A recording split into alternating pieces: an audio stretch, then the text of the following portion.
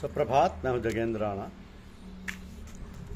आज की हमारी आध्यात्मिक चर्चा का विषय है ब्रह्म की परिभाषा। ब्रह्म की परिभाषा। एक आदमी के दो पुत्र थे। उसने धर्म ग्रंथों की शिक्षा के लिए उन्हें एक गुरु के पास भेजा। बहुत वर्षों के अध्ययन के पश्चात जब वे वापस घर लौटे तो उनके पिता ने उनकी परीक्षा लेनी चाहिए। उसने अपने बड़े पुत्र को अपने पास बुलाया और कहा, मेरे बेटे, क्या तुमने वेदों का सम्यक ज्ञान प्राप्त कर लिया? हाँ पिताजी। बेटा बोला, ठीक है, अच्छा अब बतलाओ कि ब्रह्म किसे कहते हैं? तो पिताजी, ब्रह्म मन तथा वाणी दोनों की पूंछ के बाहर है। ये हर वस्तु में समाया है, यहाँ वहाँ सभी में विद्यमान। ये कहकर उसने इस विषय पर अच्छा खासा भाषण दिया, जिसमें उसने वेद शास्त्रों को भी बीच बीच में उद्धृत किया। तब बोले, तो तुमने ब्रह्म को जान लिया, परंतु अभी भी तुम्हारा ज्ञान स्पष्ट नहीं। तो अभी और परिश्रम एवं अध्ययन की आवश्यकता है। ये कहकर उसने उसे वापस भेज दिया। तब उसने छोटे पुत्र को बुलाया, उससे भी यही प्रश्न पूछा। छोटे पुत्र के पास कोई उत्तर ना था, मैं चुपचाप खड़ा रहा। पिता ने कहा, मैं समझता हूँ पुत्र, तुम ब्रह्म की व्याख्या करने में असमर्थ हो। तुम जानते हो कि ब्रह्म को किसी परिभाषा की सीमा में नहीं बांधा जा सकता, क्योंकि वह तो अपरिमित है, अपार है। तुम्हारा चुप रहना कई भाषणों से अधिक अर्थपूर्ण है। इसलिए कहा जाता है कि इस भयानक संसार रूपी समुद्र से पार उतरने के लिए ब्रह्म यानी श्री राम ही अपनी नाव है। इस ब्रह्म रूपी नाव में बैठकर मनुष्य जब चाहे तभी पार कर सकता है, क्योंकि ये मनुष्य के अधिकार में है। इसी एक साधन के बल से सब वृद्धियां सिद्धियां प्राप्त हो जाती हैं। योग, संयम और समाधि आदि साधनों को कलिकाल रूपी रोग ने ग्रस लिया है। ये जगत भ्रम से आकाश में फले फूले दिखने वाले बगीचे के समान सर्वथा मिथ्या है। धुएं के महलों की भांति क्षण क्षण में दिखने और मिटने वाले इन सांसारिक पदार्थों को देखकर तू भूल मत।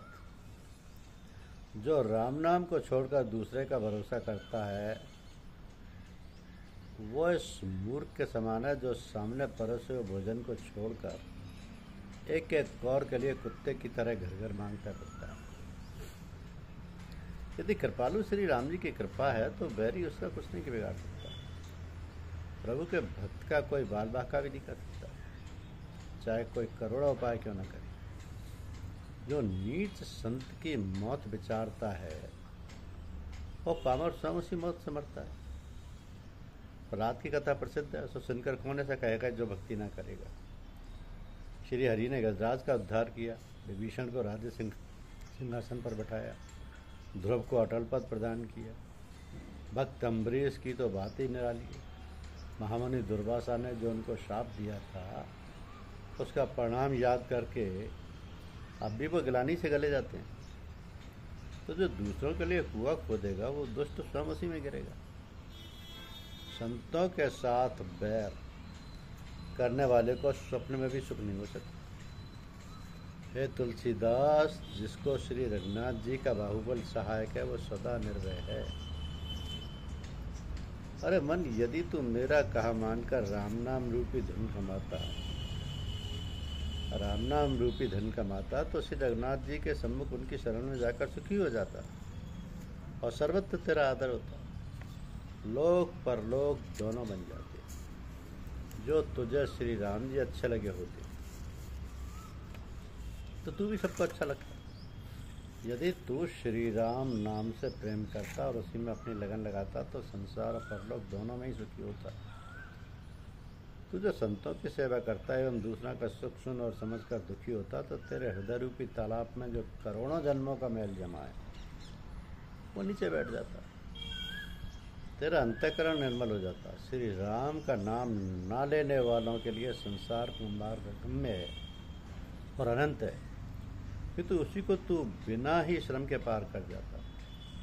जब श्री राम के उल्टे नाम की भी इतनी महिमा है कि उसे व्याध यानी वाल्मीकि मुनि बन गए थे उससे, तब सीधा नाम जपने से क्या नहीं हो सकता। यदि तूने श्री राम नाम को जपा होता तो यह देव दुर्लभ शरीर यूं ही ना चला जाता और विधाता तेरे अनुकूल हो जाते। अरे मन, यदि तू प्रेम और विश्वास से राम नाम में लौ लगा देता तो श्री राम कृपा से तू तीनों पापों से मुक्त हो जाता। मुझे तो एकमात्र श्री राम नाम का ही भरोसा है। मेरे कुटिल मन को कुछ ऐसा ही स्वभाव है कि वह कहीं विश्वास ही नहीं करता। कर्मकांड कलयुग में कठिन है और उनका होना भी धन के अधीन है। अब रहे ज्ञान, वैराग्य, योग, जप और तप आदि साधन, तो इनके करने में काम, क्रोध, लोभ, मोह आदि का भय लगा रहता है। इस संसार में श्री रघुनाथ जी के गुण समूहों को गाने वाले ही सदा सब प्रकार से योग्य हैं। जो रामनाम रूपी कल्प वृक्ष की छाया में बैठे, उन्हें अज्ञान और विषयों के प्रलोभन का क्या डर है। कौन जानता है कि कौन नरक जाएगा, कौन स्वर्ग जाएगा और कौन परम धाम जाएगा। इस दास को तो उस संसार में राम जी का गुलाम होकर जीना बहुत अच्छा लगता है। यदि तुझ तरीका कहीं कोई समर्थ स्वामी होता तो भला ऐसा कौन चतुर था जो निरादर सहकर दिन रात हमसे तेरा नाम रट रट कर दुर्लभ होता। मैं जो तुझसे कृपा रूपी अमृत जल मांग रहा हूँ वह सचमुच ही निराला है। काल तथा कर्म के प्रभाव से यदि कभी मन में कोई बुरी कामना आ जाती है जिससे तेरी ओर से चित्त हटने लगता है, तो वह ऐसा ही है जैसे मछली को क्षणभर का भी जल का वियोग शान नहीं होता। वैसे ही मेरा चित्त चातक तेरे प्रेम जल से अलग होने पर घबरा जाता है और फिर तेरे लिए ही चेष्टा करता है, परंतु ऐसा कहना भी नहीं बनता, क्योंकि इस दास के हृदय में जितना कपट है उतना किस प्रकार कहा जा सकता है। परंतु तेरे राज्य में बिना ही सत्कर्म किए केवल तेरे नाम से ही अनेक पापी तर गए हैं। वैसे ही मैं भी तर जाऊँगा, यही विश्वास है। संसार में ऐसा कौन उदार है जो बिना ही सेवा किए दीन दुखियों पर उन्हें देखते ही द्रवित हो जाता है। ऐसे एक श्री राम जी, उनके समान दूसरा कोई नहीं। बड़े बड़े ज्ञानी मुनि, योगी, वैरागी आदि अनेक साधन करके भी जिस परम गति को नहीं पाते, वो गति प्रभु श्री रघुनाथ जी ने गीध और सबरी तक को दे दी और उसको उन्होंने अपने मन में कुछ बहुत नहीं समझा। जिस संपत्ति को रावण ने शिव जी को अपने 10 सिर चढ़ाकर प्राप्त किया था, वही संपत्ति श्री राम ने बड़े ही संकोच के साथ विभीषण को दे डाली। तुलसीदास जी कहते हैं कि रे मन, जो तू सब तरह से चुप चाहता है तो श्री राम जी का भजन कर। दया के भंडार प्रभु श्री राम जी तेरी सारी मनोकामनाएं पूर्ण कर देंगे। हे नाथ, मुझे तो आप नरक में डाल दीजिए, क्योंकि हे राम जी, मैं ऐसा दुष्ट हूँ कि मैंने आपके समान पवित्र और बिना ही कारण हित करने वाले स्वामी को पीठ दे रखी है। गर्भ में आपने ही माँ बाप की तरह मेरा पालन पोषण किया। आपने मुझे शुद्ध ज्ञान और अत्यंत आदर दिया। इतने पर भी मैं आपका भजन ना करके आपसे उल्टा ही चलता हूँ। मैं अंतर्यामी प्रभु के साथ भी कपट करता हूँ। घट घट में रमने वाले सर्वव्यापी से अपना पाप छिपाता हूँ। किंतु धन्य है आपकी ऐसी दुर्बुद्धि और नीच पर भी आपने अपना मन प्रतिकूल नहीं किया। आपका दास कहलाकर पेट भरता हूँ, किंतु हृदय को विषयों के हाथों बेच रखा है। तो भी मुझ जैसे ठग पर आपने अत्यंत कृपा की। मैंने जब अपने बुद्धि रूपी तराजू पर एक और स्वामी की सारी सेवक बत्सलता और दूसरी ओर अपनी जरा से स्वामी द्रोह रखकर तोला, तब देखने पर ही मेरी ओर पल्ला भारी निकला। इतने पर हे नाथ, आप मेरे ऊपर कृपा करके बौछारी करते चले जा रहे हैं और करते रहेंगे। इस दास की प्रभु आप ही रक्षा करें। राम नाम जपने से भयानक संसार रूपी समुद्र से पार उतरने के लिए श्री राम ही नाव है। इसी राम नाम रूपी नाव में बैठकर मनुष्य जब चाहे तभी पार उतर सकता है, क्योंकि वह मनुष्य के अधिकार में है।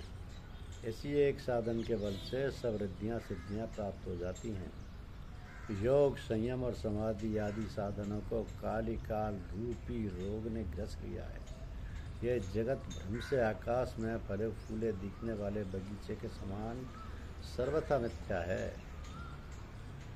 धुएं के महलों की भांति क्षण में दिखने और मिटने वाले इन सांसारिक पदार्थों को मत देख।